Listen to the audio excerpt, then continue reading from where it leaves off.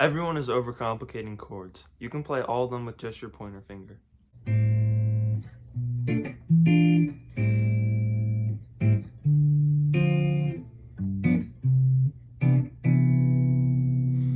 If you don't know who I am, my name is Bradley Dibble. I play guitar at University of Oregon. I played on a farm in a bunch of different bands and a firehouse and all over the place.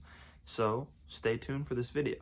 You can play all of the major chords, all of the minor chords, all of the major seventh chords, and all of the minor seventh chords with this one finger, as long as you know how to find different notes on the guitar fretboard.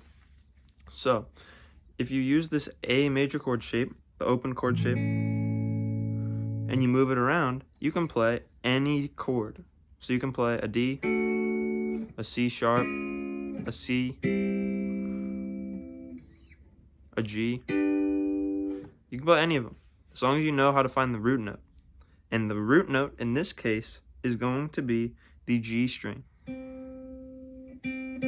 So in this case, and when you're playing the A, the G string is an A, so that means the chord is an A. When you're playing up here, and you play the G string, it's a D, and if you know that this note is a D, then you know you're playing a D major chord.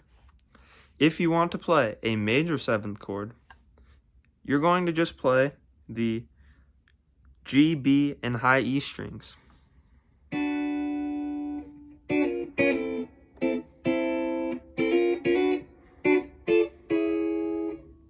And the way that you're going to play this chord is just by playing those strings and covering this up with your pointer finger. And if you're confused how you can be playing this major chord that has 4 chord tones with only 3 strings, that's a fair question to have. And the reason that you can do that is because the root is implied. And the root in this case is 1 note above the 7th.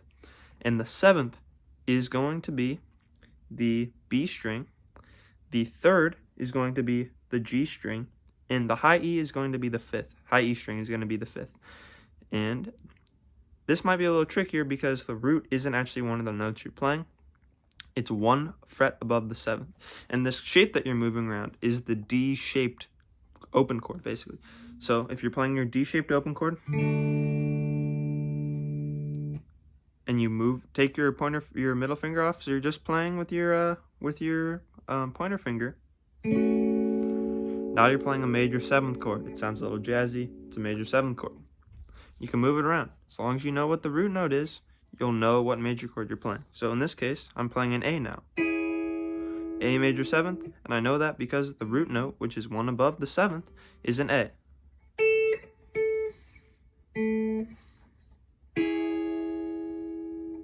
That's an A major 7th chord. If you want to play minor 7th chords, or actually, let's do minor chords first. If you want to play a minor chord, you can still do it with your pointer finger. Let's play an A minor chord.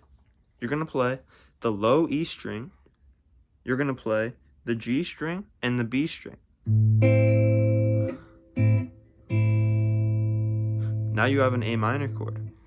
If you play with also the D, G, and B strings and the low E string, now you're playing a minor 7th chord. So now we have an A minor 7th chord. And you know that the 7th is going to be the D string because that's the one we added in to make it a minor 7th chord. The root is the low E string. The flat 3rd is going to be the D string. Is going to be the G string. And the 5th is going to be the B string. Alright? The only thing that's a little confusing is how to find these chord shapes.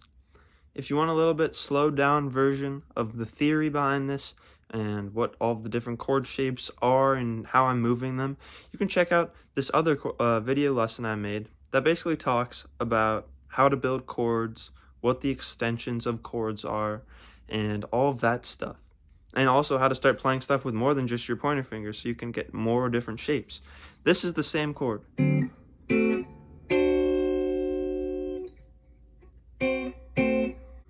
And you can figure out how to do that yourself by watching this other video.